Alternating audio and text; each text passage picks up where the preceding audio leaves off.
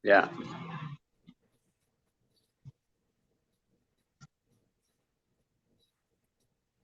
Bismillahirrahmanirrahim. Assalamualaikum warahmatullahi wabarakatuh. Alhamdulillah wassalatu wassalamu ala Rasulillah amma ba'd. Baik para santri sekalian, kita lanjutkan kembali kajian fikih ibadah kita pada sore hari ini sampai pada pasal 2 tentang puasa, yaitu sunat-sunat puasa. Apa yang disunatkan ketika sedang menjalankan puasa. Dalam berpuasa disunatkan kita mengerjakan hal-hal di bawah ini. Satu, disunatkan makan sahur, sekalipun sedikit. Sekalipun tidak merasa lapar. Umpamanya ada orang kebiasaan puasa nggak perlu sahur. Puasa saja dia pagi hari, subuh mulai puasa. Dia niat malam hari bahwa besok akan puasa. Baik puasa sunat maupun puasa wajib. Lalu mulailah puasa dia besoknya. Tapi tidak sahur sama sekali. Tidak minum, tidak makan. Pokoknya tidak makan sesuatu. Nah, sah puasanya, tetapi tidak dapat sunat puasa. Apa sunat puasa? Di antaranya makan sahur ini. Yang Nabi sabdakan, tasahharu, fa inna fis sahuri barokah. Santap sahurlah kalian, sesungguhnya dalam santapan sahur itu ada keberkahan. Sekalipun hanya 1-2 suap makan nasi umpamanya, atau buah, atau mungkin minum susu, atau apalah. Yang penting ada sesuatu yang dia masukkan ke dalam rongga perutnya. Sekedar tabarukan. Nah, orang bilang sekedar tabarukan. Itu mencari berkahnya, sekalipun mungkin tidak mengenyangkan. Umpamanya dia makan 1 butir buah, ya. Memang tidak mengenyangkan bagi orang yang biasa makan nasi. Nah, tapi tetap sekalipun sedikit, dia mendapat keberkahan dari sahur. Sebagaimana pesan Nabi, tasahharu fa inna fis sahuri barokah. Santap sahurlah kalian, sungguhnya dalam santapan sahur itu ada keberkahan. Itu yang pertama. Yang kedua, disunatkan pula mengakhirkan makan sahur selama fajar belum terbit. Mengakhirkan makan sahur. Yang penting belum subuh. Umpamanya subuh jam 4.30. Terbit fajar jam 4.30. Itu dia dapat sunat sahur, dapat sunat puasa kalau dia sahurnya jam 4. Jam 4 seperempat, ya, umpamanya begitu. Tapi ini jam 4 seperempat sudah harus menyelesaikan, ya, sudah harus selesai daripada makan besarnya. Kenapa? Karena kalau jam 4.30 kan berarti subuhnya jam 4.30 berarti masih ada 15 menit, ya. 15 menit sekedar antisipasi, takutnya tanpa sepengetahuan dia masuk waktu subuh. Antisipasi untuk makan, untuk minum-minum, membersihkan bekas-bekas makanan dan sebagainya. Nah, idealnya jam 4 itu ya sudah selesai daripada santapan sahurnya. Ini namanya mentakhirkan sahur. Jadi jangan sahurnya subuh jam 4.30, sahurnya jam 1. Karena mungkin begini dia jaga, begadang, tidak tidur sampai jam 12, lalu dia makan, jam 12, jam 1 dia makan dengan niat sahur. Sah-sah saja, dapat sunat sahurnya, ya, dapat sunat berkah, dapat berkah sahurnya. Tapi ada sunat lain. Apa sunat lain? Mentakhirkan sahur, ya, membelakangi sahur, ya. Sahurnya umpamanya setengah jam sebelum subuh atau 1 jam sebelum subuh, jam 4 atau setengah 4 dia baru sahur. Itu cakep, ya. Dapat sunat takhir sahur. Hal ini disabdakan oleh Nabi, la tazalu ummati bi khairin ma'ajjalu al-iftara wa akharu as-suhura. La tazalu ummati bi khairin ma'ajjalul iftara wa akharus suhur. Umatku selalu dalam kebaikan selama mereka mensegerakan berbuka dan mengakhirkan santapan sahur. Ini ada tambahan lagi, mensegerakan berbuka juga dapat sunat puasa. Artinya mensegerakan berbuka, kalau sudah diyakini masuk waktu maghrib, diyakini terbenam seluruh matahari, maka langsung dia berbuka puasa. Tidak nunda-nunda, walaupun sekedar seteguk air atau sebutir korma, yang penting dia nyatakan aku sudah batalin puasa karena sudah terbenam matahari. Sudah, itu dapat apa? Dapat berkahnya, dapat sunat mensegerakan berbuka puasa. Sekalipun dia mampu untuk tetap tidak makan minum sampai malam, saya mah kuat ya. Maghrib itu nggak makan apa-apa, nggak minum apa-apa sampai nanti jam 10 malam saya masih puasa.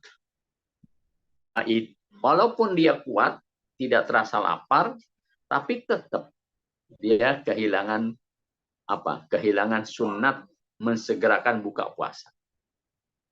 Jadi maksud berbuka puasanya yang kita bilang ta'jil itu sekedar minum seteguk saja dapat ya mensegerakan buka puasa. Sekedar makan satu butir korma saja namanya. Pokoknya batal dari puasanya, itu sudah dapat pahala sunat mentajilkan, mensegerakan buka puasa. Walaupun makan besarnya di malam, makan besarnya setelah selesai tarawih, jam 9, jam 10, nggak apa-apa, nggak masalah. Yang penting membatalkan puasanya dulu. Iftar dulu, atau takjil dalam istilah kita sehari-hari. Yang ketiga, disunatkan pula ketika puasa, meninggalkan perkataan-perkataan yang keji, meninggalkan bohong, ya, meninggalkan gunjingan dan fitnah, serta omongan-omongan yang tidak omongan-omongan yang dilarang oleh Allah Subhanahu wa taala, perbuatan-perbuatan yang dilarang. Baik perkataan maupun perbuatan terlarang itu sebaiknya ditinggalkan ketika bulan Ramadan. Supaya apa? Supaya puasa kita sempurna dan dapat pahala dari meninggalkan perbuatan-perbuatan tadi.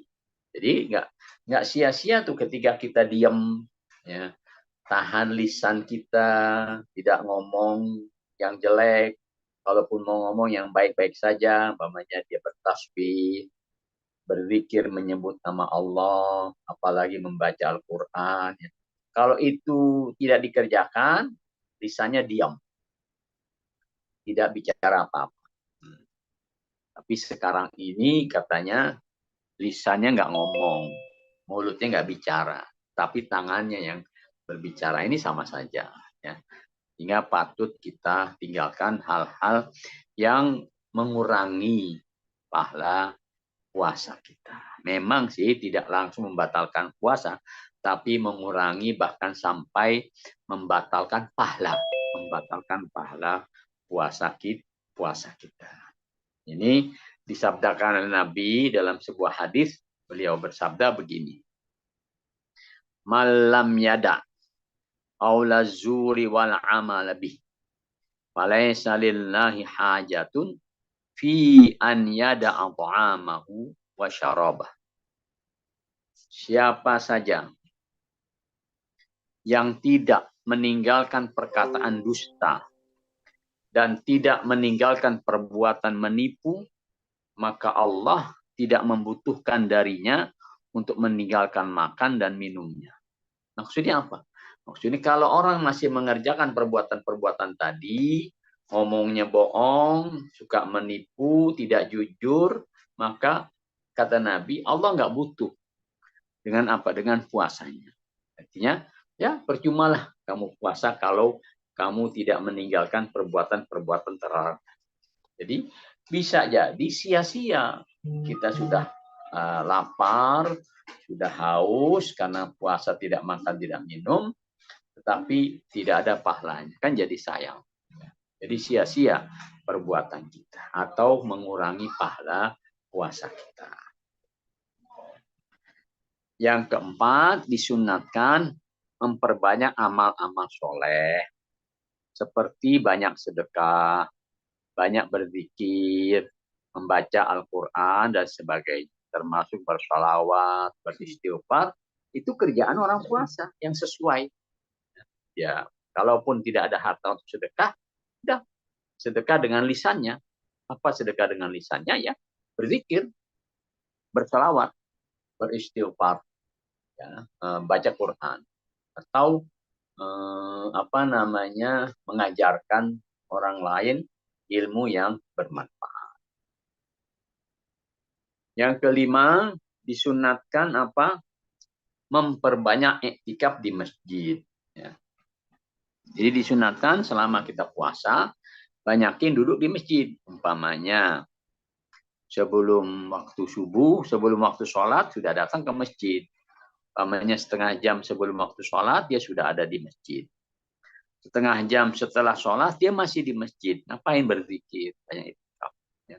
Atau dia sengaja datang di waktu-waktu di luar sholat, umpamanya di waktu duha, dia datang untuk iktikaf beberapa waktu sambil sholat duha. Atau dia datang di malam hari sampai mungkin tiba waktu harus dia istirahat. Itu namanya beriktikaf di masjid. Yang namanya iktikaf kan berada di masjid dengan niat iktikaf, walaupun dia duduk, ya. Walaupun hanya duduk saja, gitu. tidak baca apa-apa, itu namanya sudah mendapatkan pahala iktikaf. Apalagi ditambah dengan apa? Ditambah dengan zikir, ditambah dengan baca Quran, ditambah dengan bersalawat, ditambah dengan istighfar, atau ditambah dengan mendengarkan pelajaran atau kajian-kajian ilmu. Yang keenam, memberi makanan kepada orang yang berpuasa apabila sudah datang waktu berbuka. Jadi menyiapkan makanan bagi orang yang berbuka puasa. Umpamanya bulan Ramadan. Lalu menjelang berbuka puasa, siapkan makanan yang kita sebut dengan takjil, ya. Umpamanya dibungkuskan, satu bungkus itu ada makanan, ada korma, atau ada makanan-makanan lain, lalu ada minumannya. Itu namanya, istilah kita ya, kita sebut namanya takjil, ya. Kita paham tadi. Walaupun dalam bahasa Arab disebut iftar, ya, makanan berbuka puasa. Itu kata Nabi, kalau dilakukan, man fattara sha'iman kana lahu mithlu ajrihi ghaira annahu la yanqus min ajri shaimi syai'an. Nah, ini dia fadilah memberi makanan buka puasa pada orang lain. Apa kata Nabi? Barang siapa memberikan jamuan buka puasa kepada orang yang berpuasa, dia akan memperoleh pahala yang sama dengan orang yang puasa, tanpa mengurangi sedikit pun pahala orang yang puasa. Menarik ini, ya. Jadi ketika seseorang menyiapkan makan berbuka untuk 10 orang, maka pada hari itu dia mendapat pahala puasa 11 orang. 11 orang dari mana? 10 pahala puasa orang yang diberi makanan berbuka, 1 pahala dari dirinya. Berarti kalau memberi makan kepada 100 orang berbuka, orang 100 dikumpulkan atau disalurkan 100 paket berbuka puasa, maka berarti dia apa? Dia dapat pahala hari itu 100 pahala orang puasa ditambah 1 dirinya sendiri. Masya Allah. Ya. Nah, ini tentunya momen yang sangat besar sekali yang kita nggak dapat di luar Ramadan. Ya. Hanya didapat di bulan Ramadan ketika kita menyiapkan makanan berbuka puasa. Yang ketujuh, menyegerakan berbuka apabila telah nyata matahari sudah terbenam. Ini yang tadi, La tazalu ummati bi khairin ma'ajjal fitra wa akharu asyuhur. Umatku, kata Nabi, selalu dalam kebaikan selama dia menyegerakan buka puasa dan mentakhirkan makan sahur. Baik. Yang kedelapan, membaca doa ketika berbuka. Ketika berbuka jangan langsung begitu dengar azan, begitu sudah terbenam mata, langsung aja tangan kanan mengambil minuman, tangan kiri mengambil makanan, masuk keluar, jangan langsung. Tunggu dulu. Baca doa berikut ini. Apa? Allahumma laka sumtu wa ala rizkika aftartu dhahaba zama'u wa batallatil uruq wa sabatal ajr insyaallah. Allahumma laka sumtu. Ada juga taman wa bika aman wa ala rizkika aftartu dhahaba zama'u. Nah, atau Allahumma laka sumtu wa bika amantu wa ala rizkika aftartu dhahaba zama'u wabtallatil uruqu wa sabatal ajru insyaallah. Ya Allah, karena Engkaulah saya berpuasa dan dengan rizkimu saya berbuka. Rasa lapar dan dahaga telah hilang dan pahala telah Engkau tetapkan atas kehendak. Menarik sekali. Ketika kita berbuka puasa, saat-saat itu tetap kita berzikir pada Allah Subhanahu wa taala. Paling hanya setengah menit kita baca itu, baru kita mulai menyantap makanan berbuka puasa. Sehingga itu memberikan keberkahan dan menambahkan pahala ibadah puasa kita. Baik. Lanjutannya puasa sunat. Nah, kalau tadi sunat dalam puasa, kalau kita kerjakan menambah pahala puasa Ramadan kita, sekarang ini puasa yang disunat. Puasa yang disunatkan, artinya kalau puasa Ramadan itu kan wajib. Maka selain Ramadan ada nggak puasa? Ada puasa sunat. Apa itu puasa sunat? Disunatkan kepada kita untuk melaksanakan puasa pada hari-hari berikut. 1, hari Senin dan Kamis.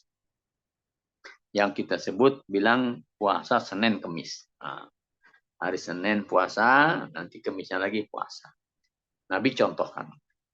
Yang kedua, hari Tasu'ah dan Asyura, yaitu tanggal 9 dan tanggal 10 Muharram. Disunatkan kita puasa. Ini puasa Asyura dan Tasu'ah punya sejarah, punya sebab. Yaitu ketika Nabi berada di Madinah, Nabi melihat orang-orang Yahudi pada puasa di tanggal 10 Muharram. Lalu Nabi bertanya kepada mereka, wahai bangsa Yahudi, wahai penganut Yahudi, hari ini kalian puasa. Puasa apa? Kata mereka, hari ini tanggal 10 Muharram. Hari di mana Allah menyelamatkan Nabi Musa dari kejaran Firaun. Lalu, maka kami puasa sebagai syukur kami kepada Allah atas diselamatkannya Nabi Musa. Nah, kata mereka begitu. Lalu kata Nabi, nahnu ahaqqu bi Musa minkum. Hai keturunan Yahudi atau penganut Yahudi, nahnu ahaqqu bi Musa minkum. Kami ini penganut agama Islam lebih berhak mensyukuri keselamatan Nabi Musa daripada kalian. Artinya kami, kalau kalian berpuasa, kami juga berhak, bahkan lebih berhak bersyukur kepada Allah atas keselamatan Nabi Musa. Maka kami bagus kalau kami syukur ini kami puasa. Tanda syukur kami adalah kami puasa. Tapi Nabi katakan, khaliful Yahuda. Kalian ini umatku, umat Nabi Muhammad, bedakan. Bedakan dengan puasa orang Yahudi.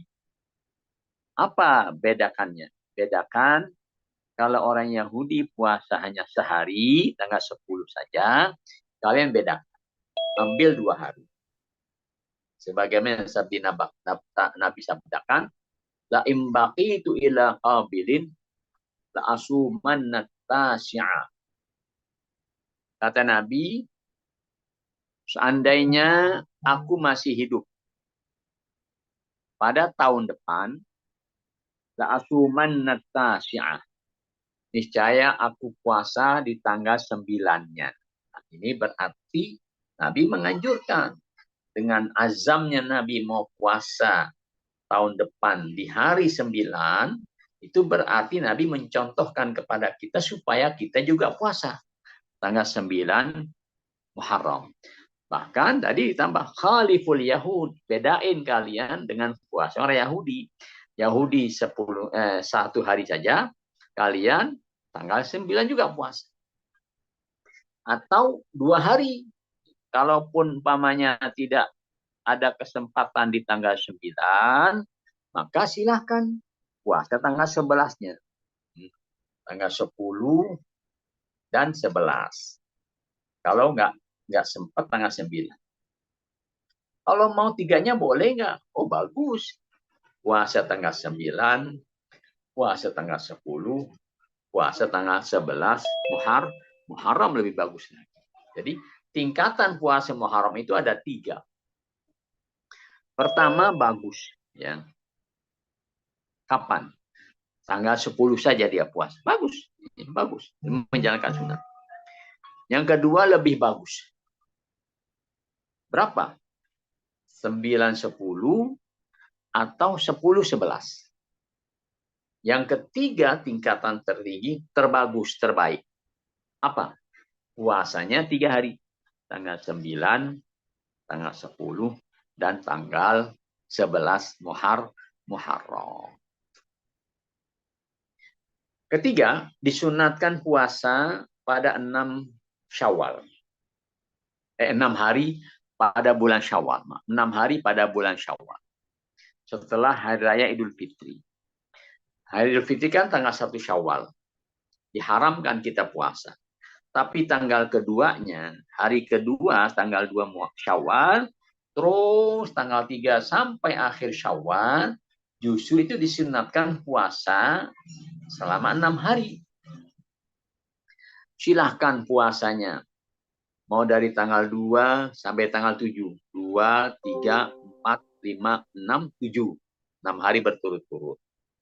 Silahkan mau pisah-pisah. Namanya tanggal 2 masih berat puasa. Dah mulai tanggal 5 saja. Tanggal 5, tanggal 5, 6, 7, 8, 9, 10. Silahkan. Berturut-turut berat juga. Pisah-pisah lah. Senin, Kemis, Senin, Kemis, Senin, Kemis. Sampai dapat 6 hari, boleh juga. Tentunya pahalanya tergantung waktu yang dia puasakan dan kualitasnya. Pamannya kualitasnya baik. Puasanya di tanggal 2 sampai 6 hari ke depan. 2, 3, 4, 5, 6, 7. 6 hari. Masya Allah itu. Itu terbaik. Udah kualitas puasnya bagus. Waktunya juga waktu pilihan. Maka kata Nabi, Man shoma Ramadan thumma atba'ahu sittan min syawalin kana kasyamiddah. Kata Nabi, barang siapa yang puasa di bulan Ramadan, kemudian diiringi atau disertai dengan 6 hari di bulan Syawal, maka kata Nabi, kana kasyamiddah. Itu ibaratnya dia puasa sepanjang tahun. Bagaimana kok bisa puasa sepanjang tahun? Ya, hitungannya Kalau umpama setiap amal soleh dibalas 10 kali lipat, maka berarti puasa kita satu hari dibalas 10 kali. Kayak 10 hari. Dalam sebulan umpamanya ada 30 hari. Berarti dia dapat 300 dengan puasa Ramadan selama sebulan. Dapat 300. Ditambah 6 hari Syawal. 6 hari Syawal dikali 10. 60 hari. Maka jumlahnya 360 hari. Ini 360 hari adalah jumlah hari-hari dalam setahun. Ya, 365 hari dalam kalender Masehi, 354 hari dalam kalender Hijriah. Jadi orang yang puasa sebulan Ramadan, lalu habis Ramadan di bulan Syawal, mulai tanggal 2 dan seterusnya, dia puasa 6 hari. Maka kata Nabi, orang yang mengerjakan itu, laksana dia puasa selama setahun. Kalau dia puasa setiap tahun, setiap Syawal, berarti dia sama seperti puasa seumur hidup. Nggak pernah buka-buka. Yang keempat. Puasa apa yang keempat disunatkan? Puasa hari Arafah. Hari Arafah tanggal berapa sih? Tanggal 9 Zulhijjah. Ketika orang sedang jamaah haji sedang wukuf. Tanggal 9 Zulhijjah bagi orang yang sedang tidak melaksanakan ibadah haji. Jadi bagi kita yang berada di tanah air, tanggal 9 itu disunatkan kita puasa. Bagi mereka yang sedang wukuf di Arafah, sebaliknya disunatkan tidak puasa. Agar ibadah mereka di hari Arafah itu maksimal. Tidak terkurangi, tidak tertunda karena dia merasa lelah akibat puasa. Maka disunatkan buat mereka yang sedang berhaji tidak puasa di hari itu. Tapi kebalikannya, kita yang di Indonesia, yang di tanah air, yang sedang tidak berhaji, justru disunatkan puasa di tanggal 9 Zulhijjah. Apa pahalanya? Nabi bersabda, siyamu yaumi arafata.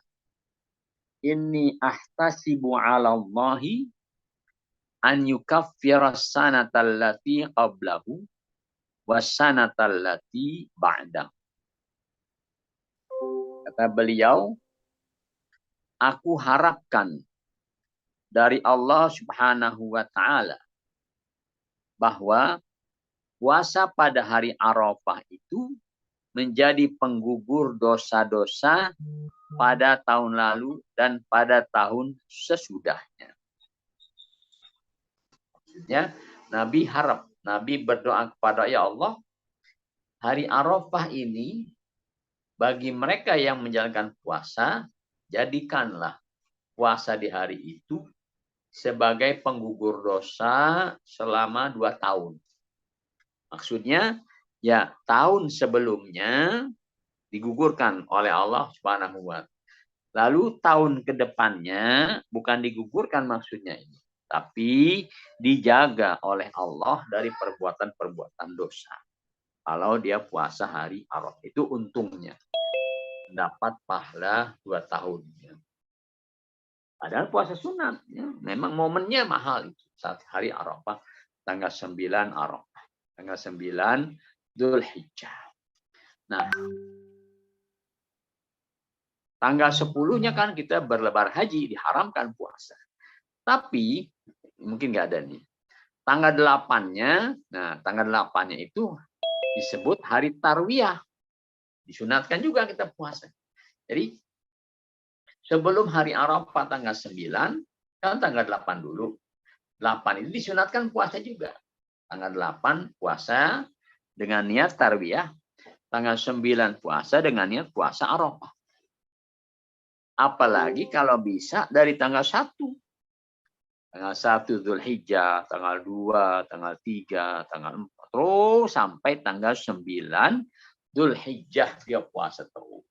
Kata Nabi, itu amalan-amalan terbaik di bulan Dzulhijjah. Nanti pada tanggal 10-nya baru dia memotong hewan kurban. Yang kelima, hari-hari bid. Yang ini hari bid adalah hari di mana bulan sedang purnama. Tanggal berapa? Setiap tanggal 13, 14, dan 15 bulan Hijriah. Pamannya sekarang kita berada di bulan Jumadil Awal. Atau orang bilang Jumadal Ula. Jumadal Ula ini tanggal berapa nih? Anggaplah umpamanya tanggal 4 atau tanggal 5. Nanti kita akan ketemu tanggal 13, tanggal 14, tanggal 15. Maka di tanggal-tanggal itu 13, 14, 15 disunatkan puasa. Puasa apa itu? Puasa bir, ayyamul bir, hari-hari ketika bulan purnama. Tanggal 13 puasanya, tanggal 14 dan tanggal 15. Abu Hurairah dipesan oleh Nabi dalam sabdanya, Ausani Khalili sallallahu alaihi wasallam bi salatin. Syami salasati ayyamin min kulli syahrin wa rak'atai ad-duha wa an utira qabla an anama. Kata Abu Hurairah, aku diwasiatkan, aku dipesan oleh siapa? Oleh orang yang sangat aku cintai. Siapa maksudnya? Rasulullah Shallallahu Alaihi Wasallam. Apa isi pesannya? 3 perkara, kata Abu Hurairah. Pesan yang pertama, puasa sebanyak 3 hari pada setiap bulan. Nah, ini yang disebut Ayyamul Bid, hari-hari purnama. Pesan yang kedua, sholat duha 2 rakaat setiap pagi. Sholat duha setiap pagi 2 rakaat. Pesan yang ketiga, kata Abu Hurairah, yaitu sholat witir sebelum tidur. Yang namanya Abu Hurairah itu memang dia tidak ada kerjaan khusus pada masa hidupnya. Kerjanya dia itu hanya mendengarkan pesan-pesan Nabi, mendengarkan hadis-hadis Nabi, mendengarkan firman-firman yang dibacakan oleh Nabi, lalu dia sampaikan lagi kepada orang lain. Itu kerjanya dia. Jadi hadisnya banyak yang dia hafal. Termasuk hadis ini, kata beliau, aku dipesan sama Nabi, orang yang paling aku cintai, akan 3 hal. Pertama pesannya adalah silahkan silahkan Abu Hurairah puasa 3 hari setiap bulan, 13, 14, 15. Yang kedua, silahkan Abu Hurairah sholat duha minimal 2 rakaat setiap hari. Dan silahkan Abu Hurairah kalau tidur malam, sebelum tidur malam lakukan sholat witir. Sholat witir itu sholat ganjil. Bisa 1, bisa 3, bisa 5 sampai 11 rakaat. Insyaallah ya. Baik, lalu lanjutannya perkara-perkara yang boleh dikerjakan dan tidak membatalkan puasa. Nah, ini yang mungkin kadang-kadang dipertanyakan. Apa sih yang boleh dikerjakan selama kita puasa? Perkara-perkara yang boleh dikerjakan dan tidak batalkan puasa. Apa yang pertama? Berkumur-kumur. Tapi kalau berlebihan makruh hukumnya. Begini maksudnya. Berkumur-kumur khususnya ketika kita lagi wudhu. Disunatkan berkumur-kumur ketika wudhu. Berapa? Maksimal 3 kali, jangan lebih. Kalau lebih sampai 4 kali justru jadi makruh. Nggak kehilangan sunat puasa, sunat wudhu dia. Kehilangan pahala sunat wudhu. Kenapa? Karena khawatir tertelan air kumur. Nah, kalau pada kumuran keempat itu tertelan, maka batal puasanya tuh. Lu kan nggak sengaja. Nah, di sini. Di sini ya, nggak sengaja tapi batal. Ya, kenapa nggak sengaja tapi batal? Karena tertelannya ketika kumur sudah dilarang. Itu apa? Hitungan keempat. Kan udah nggak boleh, udah makruh. Kan jangan kumur. Atau apa namanya, puasanya menjadi batal walaupun tidak sengaja. Kenapa? Karena jumlah kumurnya melampaui batas. Lebih dari 3. Atau nah, kalau tertelannya itu pada hitungan 1, 2 atau hitungan ketiga dan tidak sengaja tertelan, maka itu nggak batal. Ya, kalau masih dalam hitungan 1, 2, dan 3. Kenapa? Karena masih dalam batas disunatkan ketika wudhu. Nah, atau berkumur caranya yang berlebihan. Walaupun baru 1 kali kumur, kemudian tertelan, maka itu batal wudhu, batal puasanya. Kenapa? Kan baru 1 kali, baru 2 kali. Ya, karena cara wudhunya, cara berkumurnya berlebihan. Yang bisa terduga itu mudah tertelan air. Sebagai contoh umpamanya, diambil air wudhu, lalu kumur-kumur gini, maka dia gini kan. Itu kalau dia gini kan, ini berlebihan cara berkumurnya. Bisa jadi ada yang tertelan.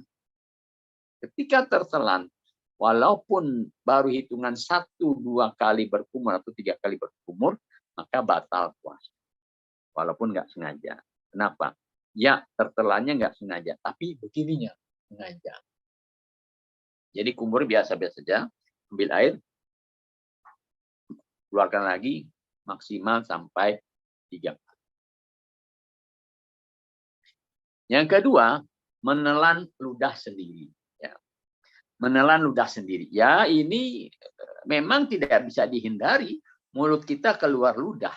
Ya. Maka kalau ditelan itu nggak batal puasa kita. Tapi jangan sengaja-ngaja, maaf. Jangan sengaja-ngaja. Kumpulin ludah di mulutnya, lalu setelah penuh dia telan. Naudzubillah. Ya.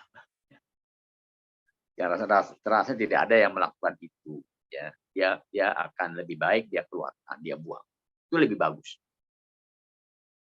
Yang ketiga, mencicipi rasa makan selama tidak tertelan. Kok nggak tertelan? Iya, yang namanya rasa itu di ujung lidah. Rasa itu di ujung lidah. Asinkah, maniskah, pahitkah di lidah. Ya.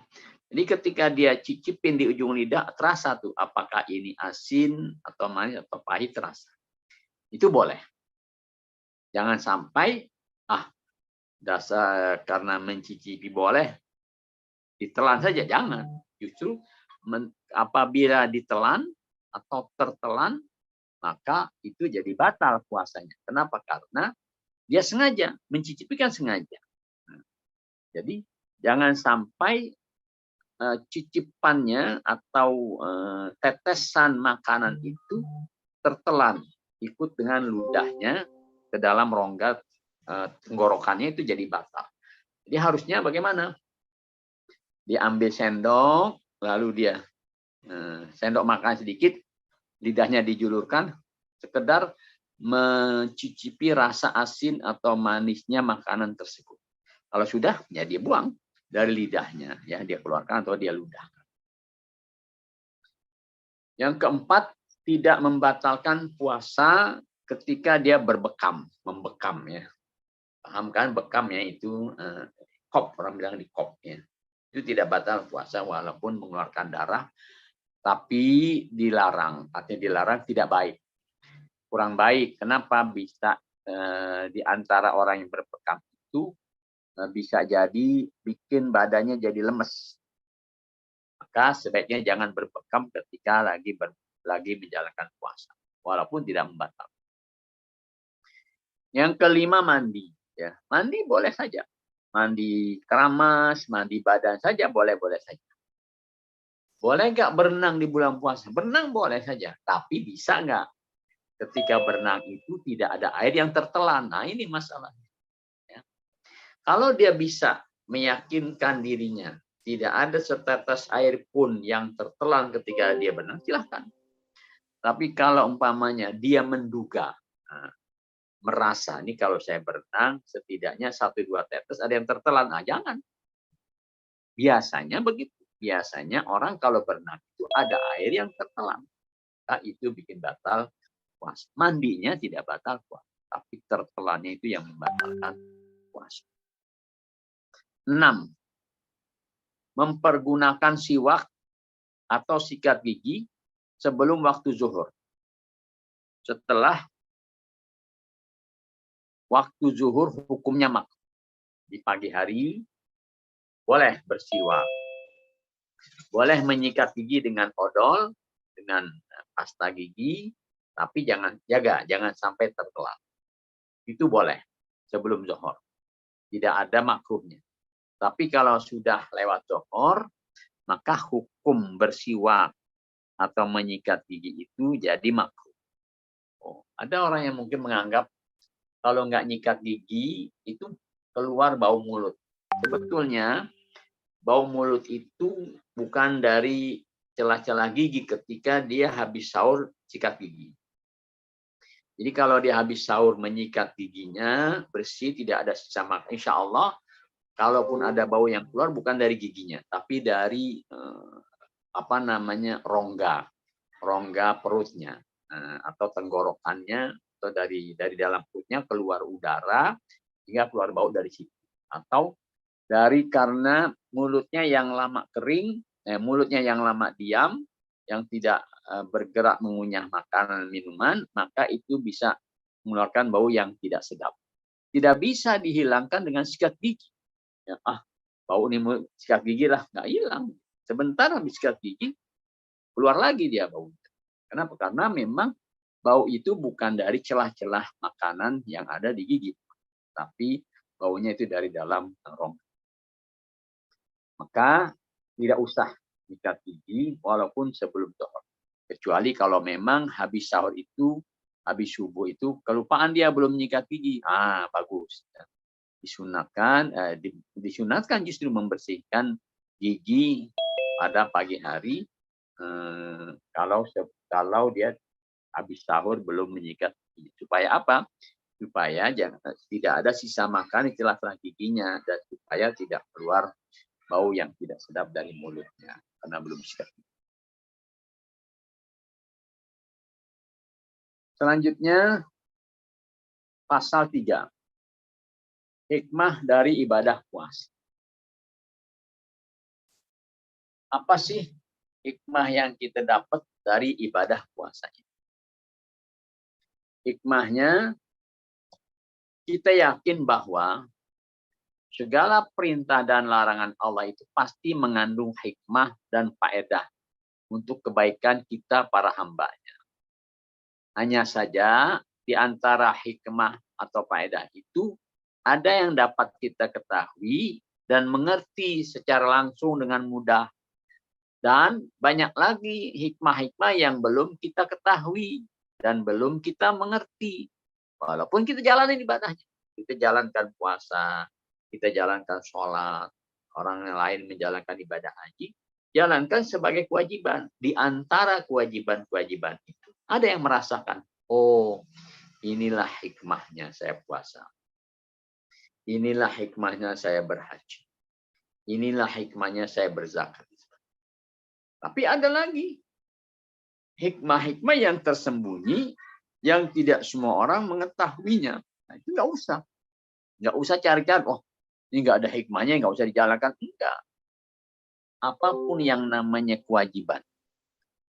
Tahu tidak tahu tentang hikmahnya, maka itu kewajiban kita menjalankan sebagai hamba Allah Subhanahu wa Ta'ala. Hal itu karena kepicikan otak manusia dalam memahami hikmah ilahiyah dari setiap perintah dan larangan Allah Subhanahu wa Ta'ala. Keterbatasan otak kita untuk memahami apa hikmah di balik perintah dan larangan Allah Subhanahu wa Ta'ala. Jadi jangan karena tidak kewajiban. Tahu tidak tahu hikmahnya, tetap itu kewajiban kita menjalankan ibadah puasa. Nah, di antara hikmah puasa adalah A, untuk pendidikan atau latihan rohani. Sebagai pendidikan atau latihan rohani.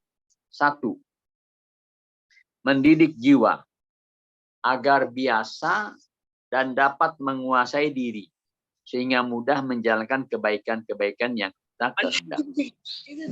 Ya. Maksudnya begini, kita puasa, nggak makan, nggak minum, ya. Kemudian tadi dianjurkan menahan kata-kata yang buruk, menjaga perbuatan-perbuatan yang buruk. Nah, ini kan berarti mendidik jiwa kita agar biasa melakukan hal itu dan dapat menguasai diri. Ya. Jangan asal ngomong, asal berbuat. Banyak bahkan mengakibatkan kalau dia menuruti hawa nafsu ngomong, hawa nafsu berbuat, bisa jadi kebanyakan mengikuti hawa nafsu tadi, pahala puasanya jadi apa? Bukan hanya berkurang, bisa jadi menghilangkan, menghapus pahala puasanya. Nah, tapi ketika kita jalanin puasa dengan sebaik-baiknya, maka jiwa kita menjadi terdidik. Bisa sabar, ya. Menjaga lisan kita, menjaga perbuatan-perbuatan yang jelek. Kan jadi selama sebulan kita dididik, Masya Allah, akan terasa hikmah. Yang kedua, mendidik hawa nafsu agar tidak senantiasa dimanjakan. Sehingga dapat dengan mudah kita kendalikan sebagaimana mestinya dan sebagaimana diperintahkan oleh Allah Subhanahu wa Ta'ala. Kita punya nafsu makan.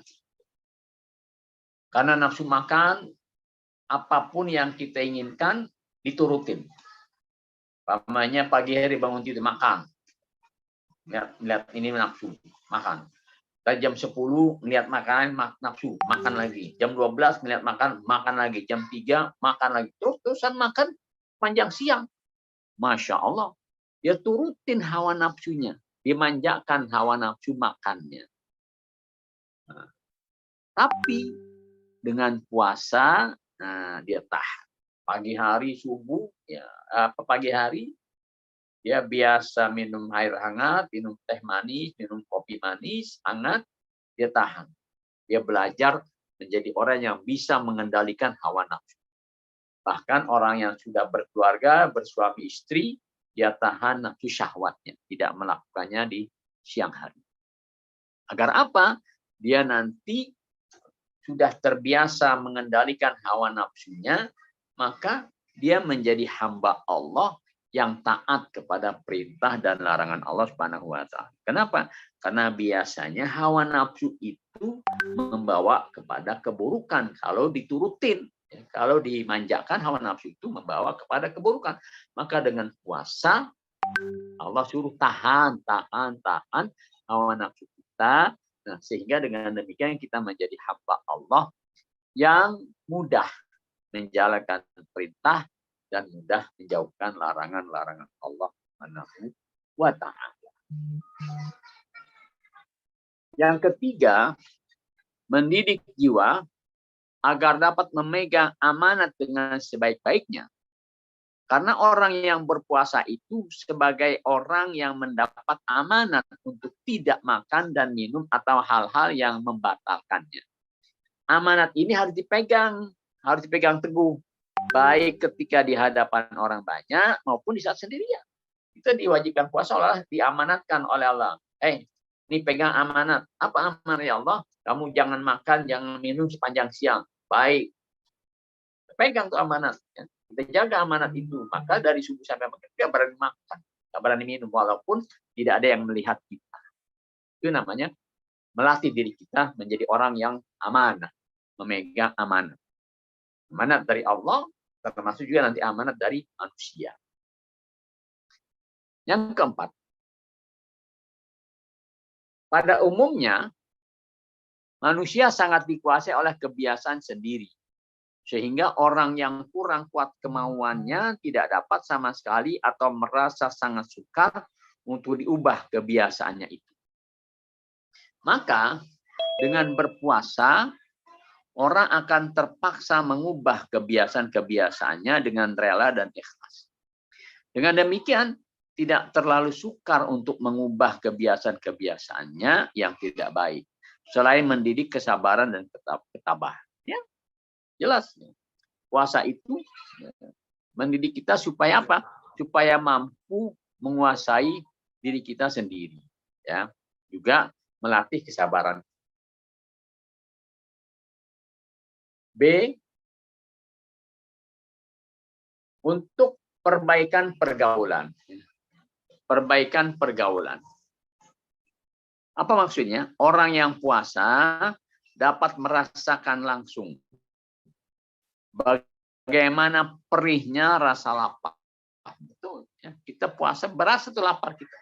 Namun lapar mereka hanya beberapa saat saja, yang pada sore hari ketika terbenam matahari, mereka sudah dapat menikmati makanan yang lezat dan menghilangkan rasa lapar mereka. Akan tetapi, kelompok fakir miskin hanya merasakan perihnya lapar tanpa mengetahui kapan bisa menemukan makanan yang dapat mengobati rasa lapar mereka. Dengan demikian akan timbul rasa empati dan perhatian pada kalangan orang-orang mampu terhadap kelompok fakir miskin dengan terdorong untuk membantu mereka. Bagi kelompok fakir miskin, sikap tersebut akan membuat mereka bahagia dan akrab dengan kalangan orang-orang mampu sehingga tidak terdapat jurang pemisah antara kedua kelompok. Ya, ketika kita puasa kita merasakan nggak enak ya lapar, nggak enak ya haus. Ya, memang nggak enak.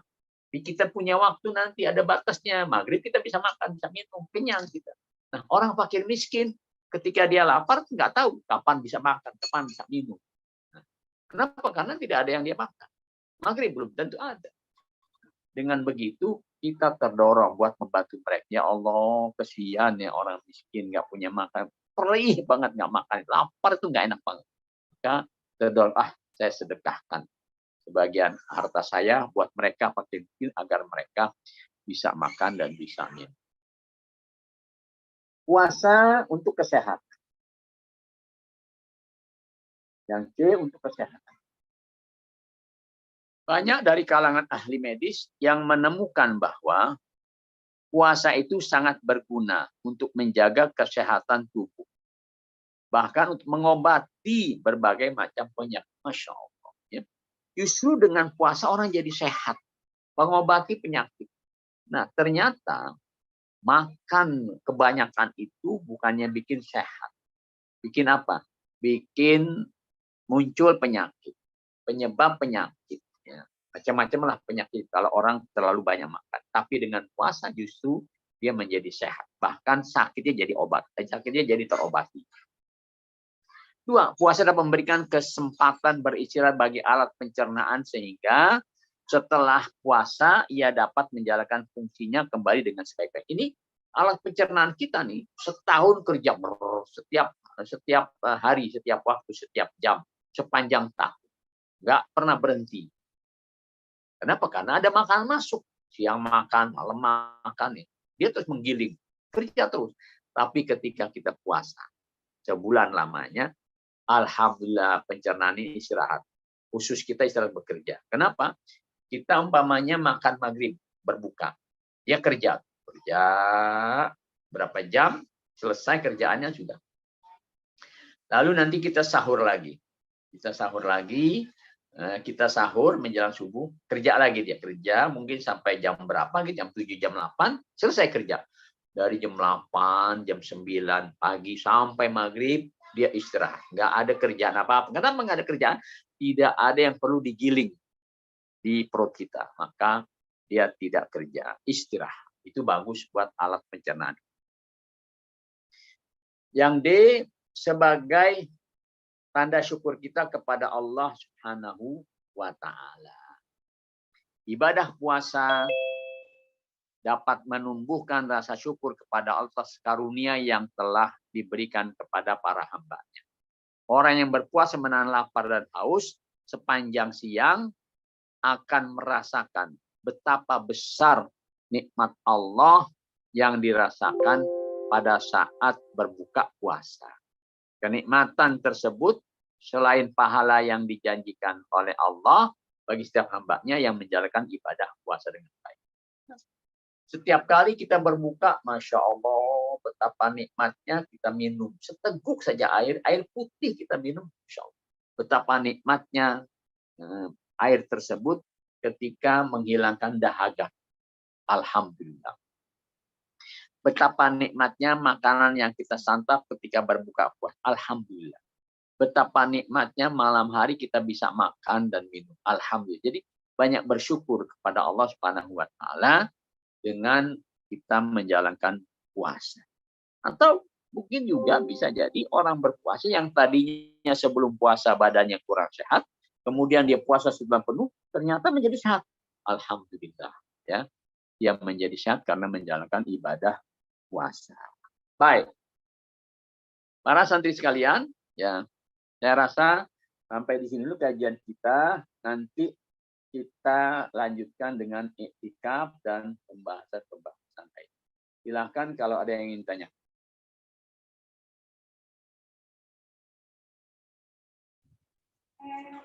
Ibu, temanya tuh.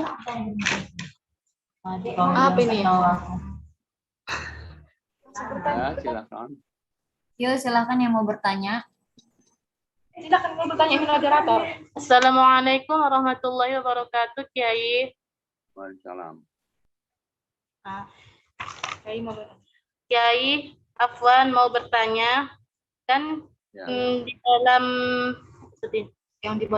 yang dibolehkan dilakukan dalam tidak membatalkan puasa.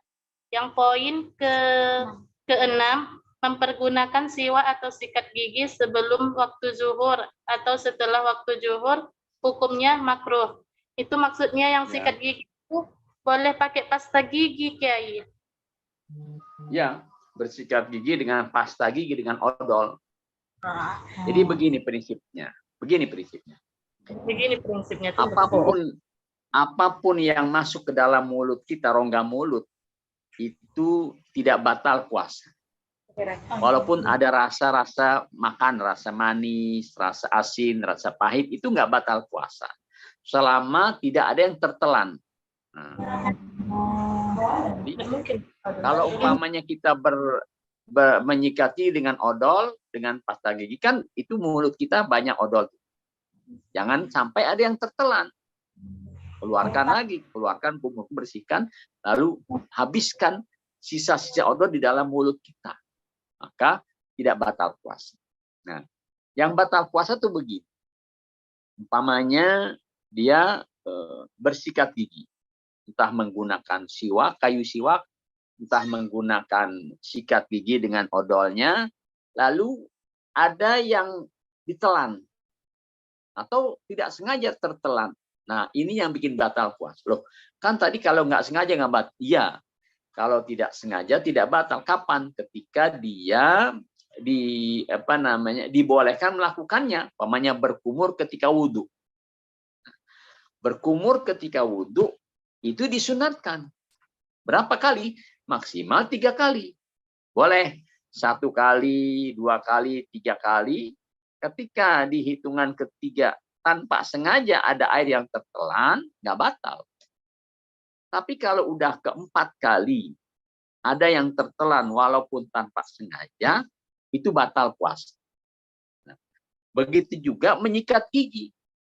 Menyikat gigi kan dimakruhkan pada habis zuhur. Tidak makruh sebelum zuhur, tetapi harus menjaga jangan sampai ada yang tertelan. Jangan sampai. Kenapa? Karena menyikat gigi ini sebetulnya tidak ada anjuran, tidak seperti kita berkumur lagi wudhu. Ya, tidak dianjurkan kita sikat gigi, hanya sekedar dibolehkan saja. Silakan sikat gigi, tapi jangan sampai ada setetes yang tertelan. Kalau ada setetes yang tertelan, maka itu bikin batal wudhu. Sama juga dengan umpamanya sisa makan di gigi. Sisa makanan di gigi, ketika kita bicara tiba-tiba keluar, kemudian tertelan, nah itu apa? Menjadi membatalkan puasa kita. Kenapa? Karena seharusnya disunatkan kita setelah sahur, setelah makan, ketika subuh, kita disunatkan ngapain? Bersihin sisa-sisa makanan. Jangan sampai nanti ada sisa makanan yang tertelan. Maka itu menjadi batal puasa. Nah, berkumur, bersikat gigi, demikian pula. Selama tidak, ya kan? Selama tidak tertelan, tidak batal puasa dan tidak dosa. Hanya makruh saja kalau dilakukan habis zuhur. Tapi kalau ada yang tertelan walaupun tidak sengaja, maka itu bikin batal puasa. Ya. Jelas? Jelas. Insya Allah jelas, Kiai. Ya. Satu lagi boleh, Kiai? Ya. Ya. Bagaimana hukum mengkorek kuping, Kiai? Ketika